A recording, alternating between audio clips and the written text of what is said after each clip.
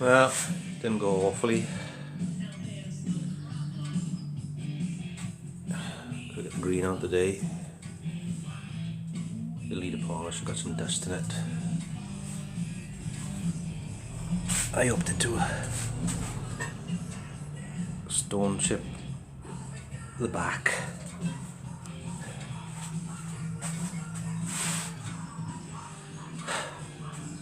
They deliberated long and hard, because if I look at something that's been stone chipped, I think somebody's trying to hide something.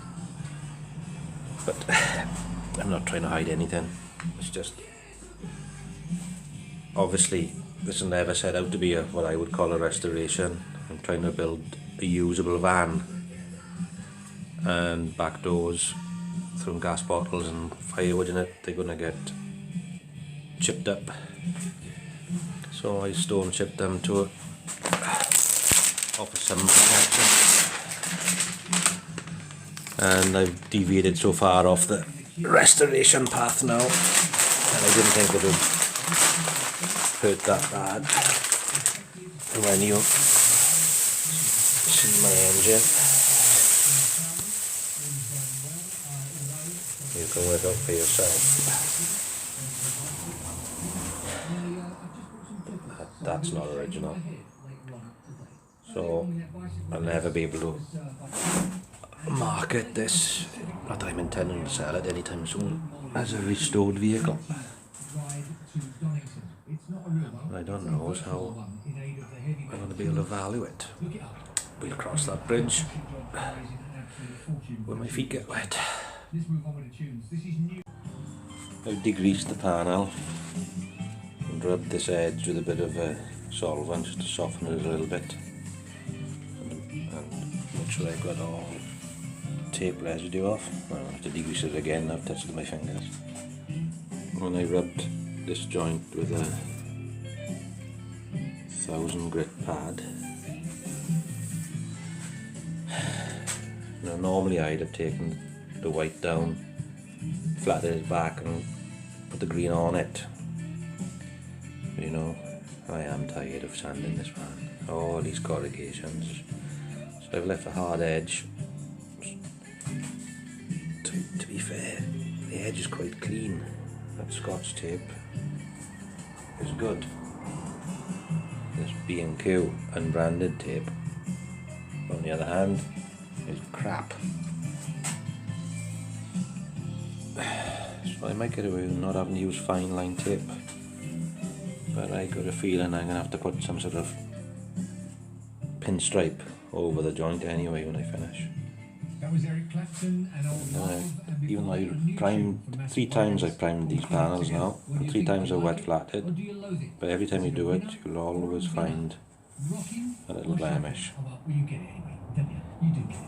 It is smooth, so I'm just going to put a bit of etch on that, not repriming the whole panel for that. Look pretty good. Even my line is generally pretty good, and I didn't even use fine line tape. That Scotch tape is really good. Oh, I just saw a run. I got a run in there. Can't see it. There's definitely a run. Okay. I'm pleased how the repair went. I'm not going to touch it. Still wet. Anyway. Well, I'm going to change from bodywork. I'm starting a bit of engine work today. Engine work. I'm stripping this down. I don't know if I'm going to try and rebuild this gearbox myself, but I can certainly give it a good wash. I bought this part washer Christmas time. Now, today's I've been altering it to put some filters on it and a heater. Nothing unusual in that, everybody seems to do it. I've given it a quick test and my drive shaft seems to work okay, so I'm gonna at least strip this gearbox down well, I'm going to strip it off the engine at least and give it a bit of a clean. Well, I've got a couple of days off painting. Stripping my gearbox out. Started cleaning it, but I got fed up with that. Found that my parts washer worked brilliantly for about 10 minutes and the filter clogged, so I had to take that out. The heater is fantastic, but I say it worked right initially. I mean, it's only cheap, but I think it's putting more dirt back on now, so you either need two, one to get rid of all the crud and then to finish off one, or you got to get it straight out and then pressure washing it, which is kind of defeats the object, I think. But, so there's my engine. Did start cleaning that, but I gave up on that too. Bit pointless yet. But what I have done, I've banged up all the inlet ports with paper, and I've taped and masked and taped, so that's sealed. This oil inlet there, I've done the same thing, put fingers off my gloves over it, so that's not going anywhere. The oil relief switch, I've actually cut metal plate and I've stuck that on with some sealer. And the exhaust ports, you can't see, let's turn it around. I've actually made metal gaskets for that, which I've glued in, and I've stuffed around the corners of them in with polythene. And one more, there's one more somewhere. Oh, the oil pickup down there, I've sealed, it's like a banjo bolt with holes sealed that. So ready for cleaning. I don't know if I'm going to paint it yet. Bores are obviously blocked up with plugs, as I say, obviously. It's the first time I've checked. But yes, there's a plug in there. But today, I'm going to demask my back doors and see if I can start building them up to give myself a bit of a psychological boost. Things are starting to drag now and I need a bit of a lift, I think. Quite what I'm going to do with that engine, I don't know. There we go, let's see, think of something, maybe it'll come for another car. First stage of polishing, so wet flatting. You can see that I've put a guide coat on it again. It's a bit more risky when the paint is finished, because if you get black paint somewhere that you can't sand, then it's there forever. I was a bit rash getting it down in here, but there you go. It's you can see though that it does, when it works, it does improve the surface finish tremendously. And calling that done, been playing the light of the camera on it, it's could probably have done with a bit more flat in there, but you know what, it's all things considered.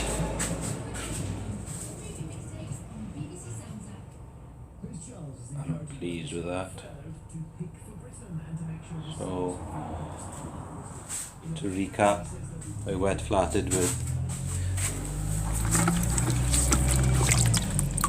I can't see it, 1200 grit, then I moved down with these blend-in pads then, which I used in the orbital. I went 1200 wet and dry, 2000 blend-in, 3000 blend-in, and 6000 blend-in. Now, under this harsh light, I fancy I can see ghost marks of the 1200 grit, so maybe I should have gone a little bit heavier or longer with the 2000, but I am being picky. I got my first window in.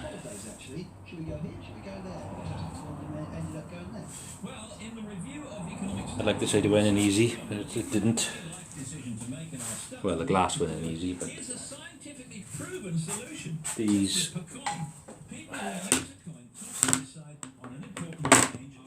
lock-in beads, wedges, gaskets, whatever you want to call them, are absolute nightmare. I've got a proper tool, which I've had in my toolbox for years. In honesty, either I'm using it wrong or it's crap. More than likely I'm just using it wrong. I just in the end did it the old fashioned way. Bullied it and swore a lot. My poor fingers are raw. Okay, next. It's nice to see some things going back on the van. And even my colour change looks to be in line. It does need a coat stripe, so I can't put the handles and stuff on yet. I'm not sorry to finish putting those blinking inserts in my hands, as you probably can't see. Red and terrible. It took me about 3 hours to put that blinking last insert in. Just the side windows to do now. Luckily, or sadly, depending on your point of view. Sadly from progress, but luckily for my fingers, I haven't got any. I calculated the meterage I needed and ordered them, but they came in pre-cut lengths for a back window of Acadiane or something, so I got some reasonable offcuts, but not enough. Never mind. Well, it does mind because I can only find them in Germany, so the postage is ridiculous. But I need to order some other bits and bobs. Okay, next. Kind of painted myself up a lamppost as far as the van's concerned. I've built up the back end, as you can see, but I can't put the taillights in because I haven't got the new ones.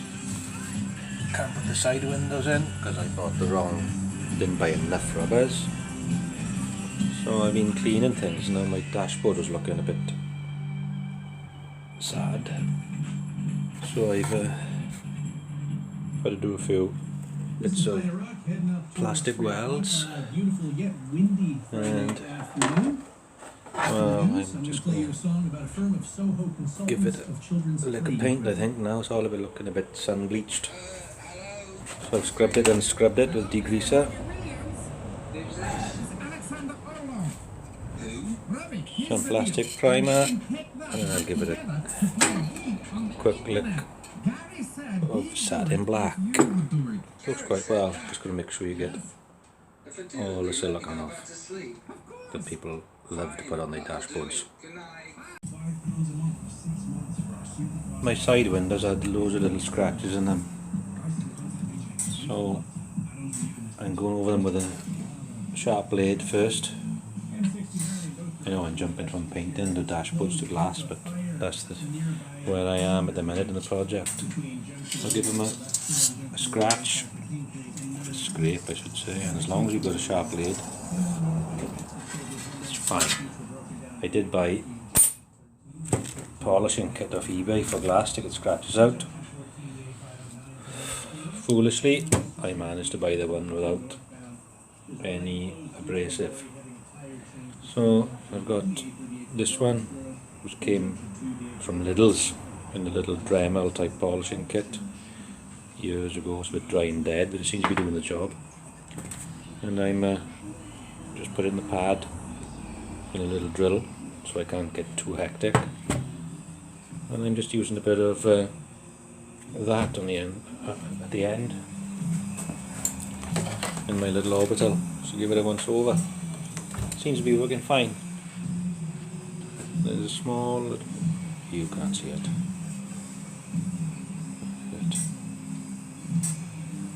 It's my camera won't focus.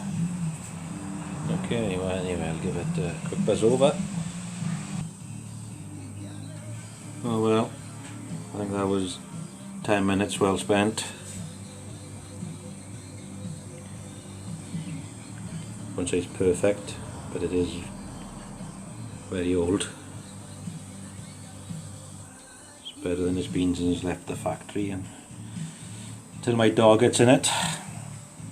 Have you got tungsten tip claws? But there we go.